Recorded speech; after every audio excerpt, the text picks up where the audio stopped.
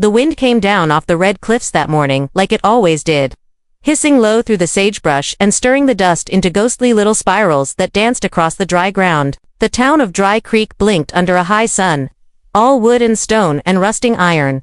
Horses stamped their hooves against cracked earth, a dog barked at nothing in particular, and from the edge of the horizon, a lone rider kicked up a trail of grit, heading straight for the town folks hoped he'd pass on by. His name was Jed Coulter. He wasn't much to look at, lean, sun-browned, hat pulled low, coat worn thin at the shoulders. The kind of man who'd seen too many towns, too many fires, and too many graves. He had that slouch in his saddle, like the world owed him rest and never paid it, but he rode like he meant it, like there was something back there he didn't want catching up. Dry Creek didn't care. Outsiders came and went. What mattered here was who you talked to and who you didn't, and at the very top of that didn't list was Nokomi, the blind daughter of Chief Tazza, the Apache leader who'd once made every settler west of the Pecos think twice before building a fence. Nokomi was like a ghost in the daylight. You'd see her sometimes, walking with bare feet along the canyon rim, head tilted like she was listening to something no one else could hear. She wore white buckskin stitched with blue beads,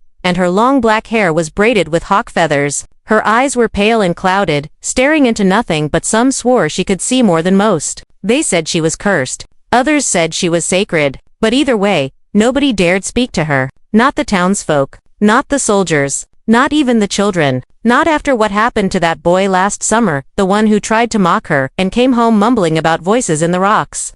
Never the same again. Jed rode into town without knowing any of that. He tied his horse out front of the saloon, dusted off his boots, and stepped inside looking for water and maybe a hot meal. The barkeep, a man with one good eye and a scattergun under the counter, didn't much care for conversation. "You stay in long?" he asked, pouring stale coffee into a chipped mug. Jed shrugged. "Depends if there's work."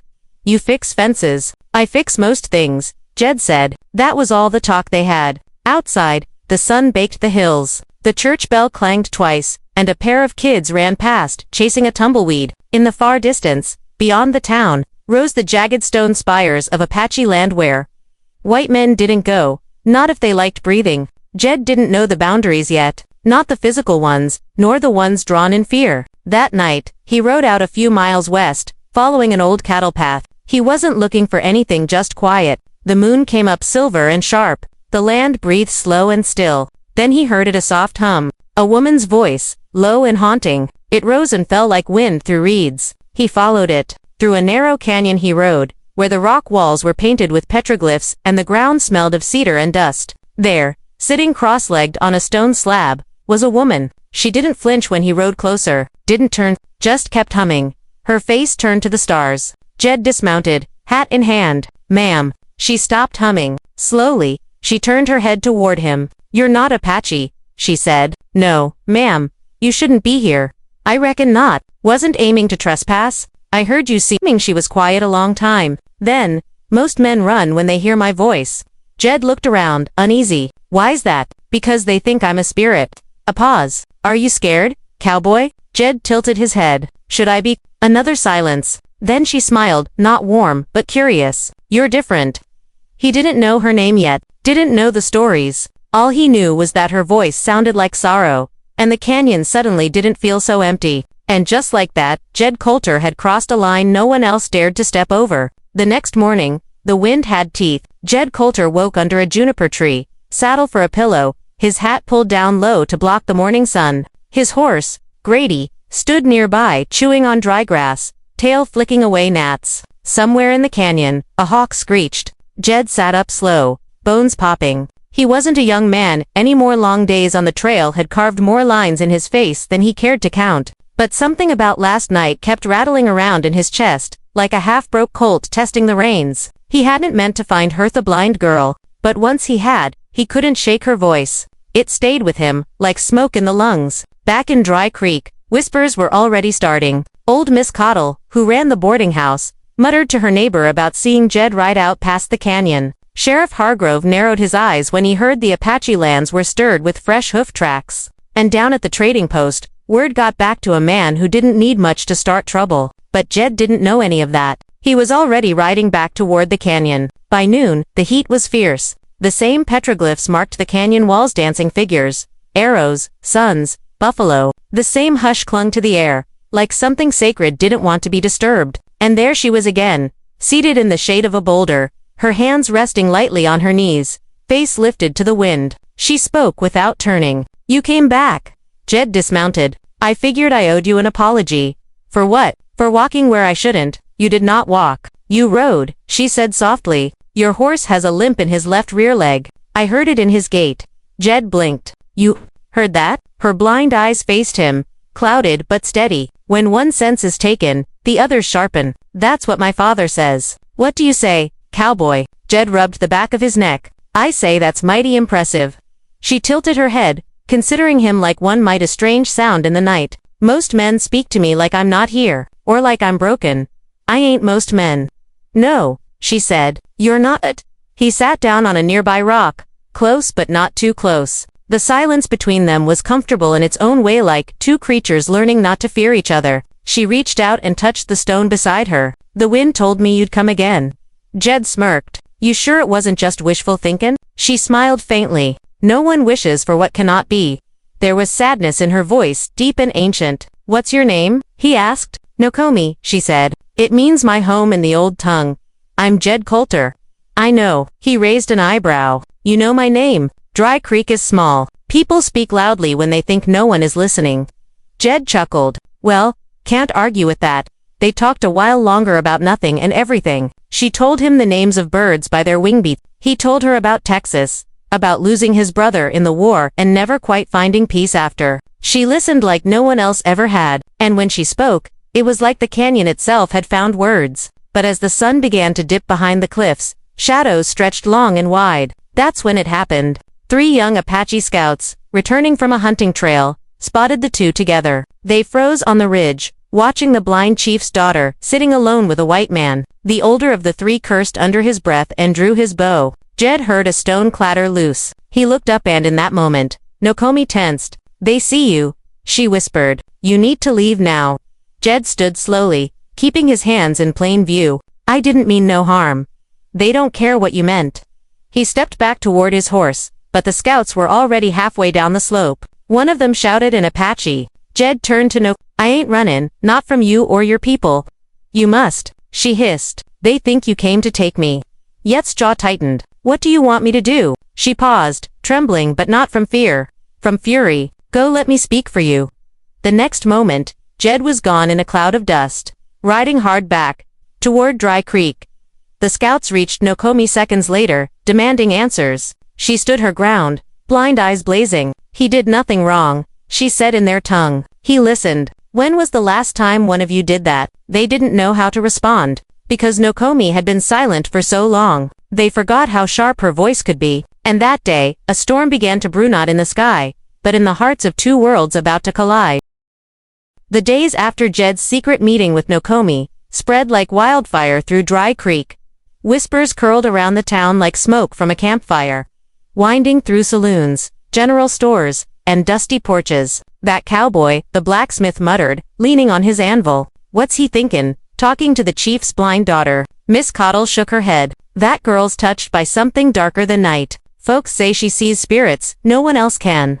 Sheriff Hargrove kept his hand close to the butt of his revolver, watching Jed with suspicion. A white man consorting with Apache was trouble, plain and simple. But Jed didn't mind the cold stares. Every morning before the sun cracked the horizon, he was back at the canyon's edge, waiting for Nokomi. Nokomi's world was one of sound, scent, and silence. She could hear the soft padding of his boots on the rock, smell the faint musk of his sweat and tobacco, sense the warmth of his presence like a steady heartbeat in the vast stillness. "Tell me," she asked one day, voice steady and low, "what's the world like through your eyes?" Jed thought for a moment, searching for words that might do justice to something so different from his own experience. "Hard," he said finally. "Cold and loud, full of smoke and noise, and people fighting over scraps of land or pride." She nodded. "And yet, you came back."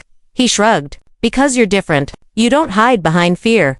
Nokomi's pale eyes held his for a heartbeat too long. Meanwhile, far from the canyon, life had not been kind to Nokomi. She had grown up under her father's shadow chief, Taza, a man carved from the earth itself, as unyielding as the stone cliffs that bordered their lands. When Nokomi lost her sight as a child to fever, Many thought she was cursed. Some whispered she was punished for secrets only the spirits knew. But Nokomi had found strength in the dark, learning to see through sound and memory.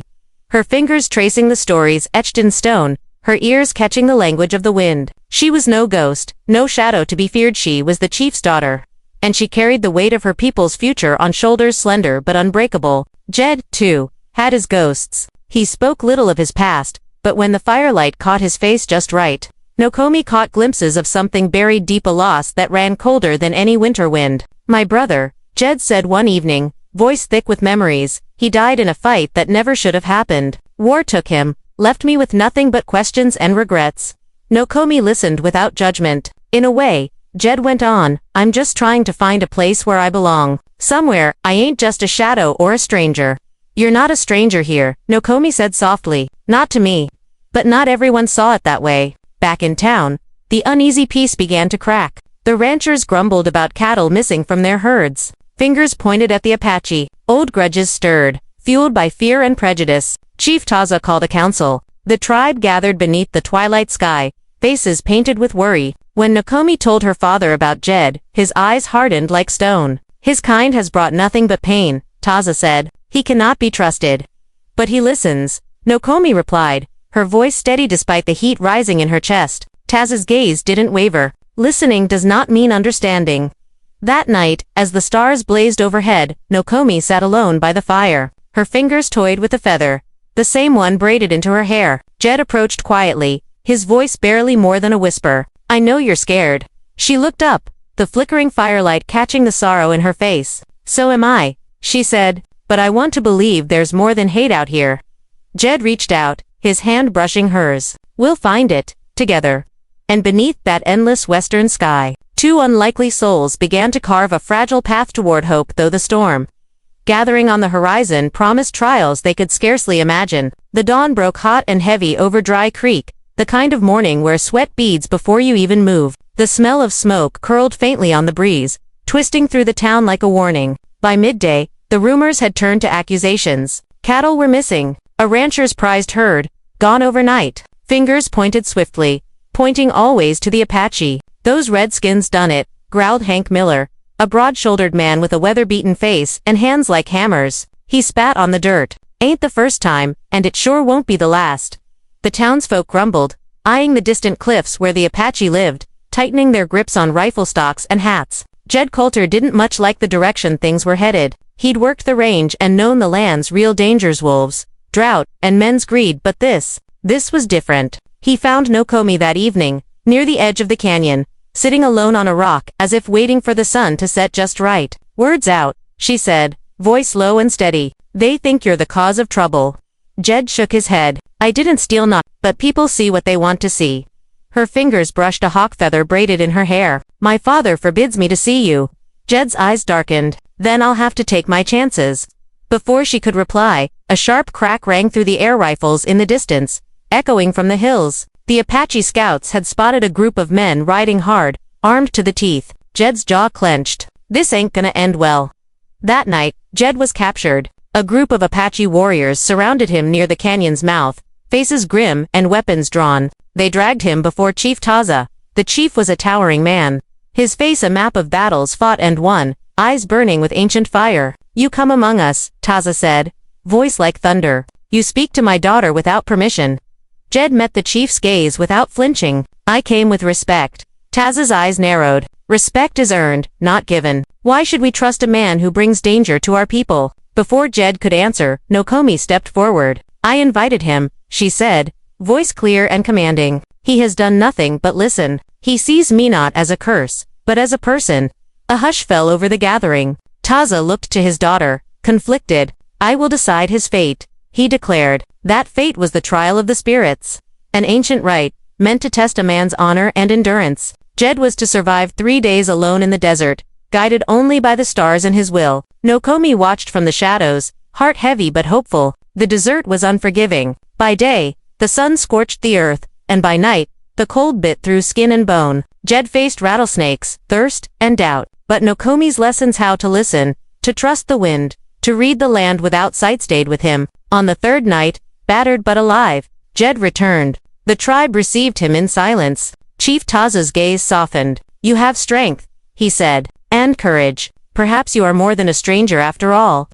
But peace was fragile. Rumors of a settler's cattle missing, of Apache raids, and of men like Jed walking the thin line between worlds, stirred unrest. Jed and Nokomi knew their bond was dangerous, yet neither could turn away. Together, they faced a storm gathering on the horizon, one that would test their loyalty, their courage, and the fragile hope between two worlds. The sun hammered down on the desert like a forge, the heat blistering the skin and stealing breath from lungs. Jed Coulter felt every ounce of it as he stood at the edge of the canyon, eyes fixed on the barren landscape stretching out before him. Chief, Taz's words echoed in his mind. Survive 3 days alone. Prove your honor. Prove you belong. Jed had never been one for tests. Life had tested him enough already. But this trial was different. This trial could mean life or death. He took his first step into the wild, the cracked earth crunching beneath worn boots. The desert stretched out, endless and unyielding, a place where the wind carried whispers and shadows could swallow a man whole. His water flask was half full, his rifle slung over his shoulder. Jed knew he had to move fast, conserve energy, and trust his instincts. Back at the edge of the canyon, Nokomi stood silently, her pale eyes closed. Though blind, she saw the land with a clarity no sighted man could match. Her fingers traced patterns in the air, sensing the vibrations of footsteps and the scent of sage carried on the breeze. She whispered an old prayer, calling the spirits of the desert to watch over Jed. The first day was the hardest. The sun beat down mercilessly. Jed's throat burned with thirst, and every muscle ached. He spotted a scrubby mesquite tree and crawled to its shade, resting for a moment. In the distance, a rattlesnake coiled, warning him away with a sharp hiss. Jed nodded, respect in his eyes. "I'm no enemy," he muttered. Night brought little relief. The temperature dropped, and the cold gnawed at his bones. He wrapped himself in a tattered blanket, trying to will away the shivers. The desert, alive with eerie sounds, the howl of coyotes, the rustle of scorpions, reminded him how small he was in this vast world. On the second day, his water ran low. Jed remembered Nokomi's words. Listen to the land. Trust the wind. He closed his eyes, tuning in to the faint murmur of a distant stream. Following the sound, he found a narrow ravine where water trickled among rocks. Kneeling, he drank deep, grateful for the cool relief. As the sun began to set, Jed thought of Nokomi. How had she learned to navigate this land without sight? Her strength gave him hope. The final day was a test of will. Weak and exhausted, Jed pressed on, the line between reality and dreams blurring under the desert sun. At one point, he stumbled and fell, the dry earth choking his breath. He lay still for a moment, gathering what little strength remained. "Not yet," he whispered, "not yet." When the stars finally spilled across the sky, Jed found his way back to the canyon's edge. There, Nokomi waited. Her face was unreadable, but the faintest smile touched her lips. Chief Taza and the tribe gathered around the fire. The chief looked Jed up and down, seeing the dirt and sweat but also the spirit that refused to break. "You have survived," Taza said. "You have honor." Jed nodded, exhaustion making his movements slow but sincere. Nokomi stepped forward, her voice clear and strong. "He listens. He understands." The tribe murmured among themselves, the old fears slowly shifting. That night, under a sky heavy with stars, Jed and Nokomi sat side by side. The trial had been more than a test of survival, it was a bridge between worlds. And though the path ahead remained uncertain, one thing was clear. Together, they were stronger. The wind blew cold that morning, carrying with it a warning no one in Dry Creek wanted to hear. A dust cloud on the horizon, a sign of a gathering storm, both in weather and in hearts. The ranchers were restless, their voices growing louder in the saloon, blaming the Apache for every missing calf and broken fence. Jed Coulter sat by the bar, nursing a whiskey, the weight of the past days settling deep in his bones. He could feel the town's eyes on him, their suspicion, their anger. Outside, Chief Taz's warriors gathered under the wide sky, faces painted with determination and worry. The delicate truce was unraveling. Nokomi stood beside her father, her voice steady as she urged peace. "There's more to lose than to gain in war," she said. "We must find a way to end this." Taza nodded, but his jaw was hard as stone. "Trust is earned in blood and hardship," he replied. "We have both." That afternoon, a rider thundered into Dry Creek with grim news. A band of outlaws had been spotted nearby, exploiting the rising tensions to raid both settler and Apache alike. "They're stirring trouble, trying to pit us against each other," the rider warned, sweat pouring down his face. Jed's eyes narrowed. "Then we fight them. together.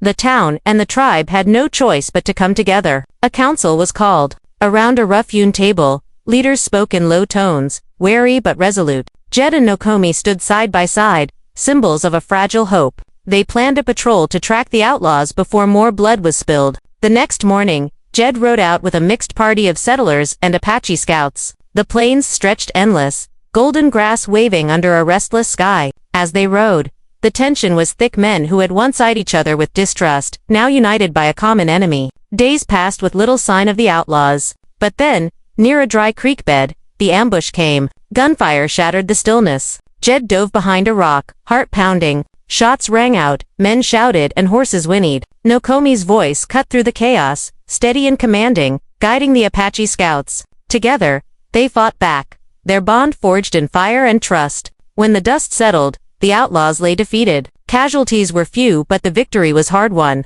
Jed looked to Nokomi, her face streaked with dirt and determination. "We did it," he said quietly. She nodded, eyes bright despite everything. Back in Dry Creek, news of their victory spread. The town's mood shifted. Maybe there was hope after all. But Jed and Nokomi knew the road ahead was still long and fraught with danger. Under the vast western sky, they stood together. Two souls from different worlds, united by a shared fight and an unspoken promise. The storm on the plains had passed, but the true test, the test of hearts and trust, was only just beginning. The sun rose slow and golden over Dry Creek, casting long shadows that stretched like promises across the dusty town.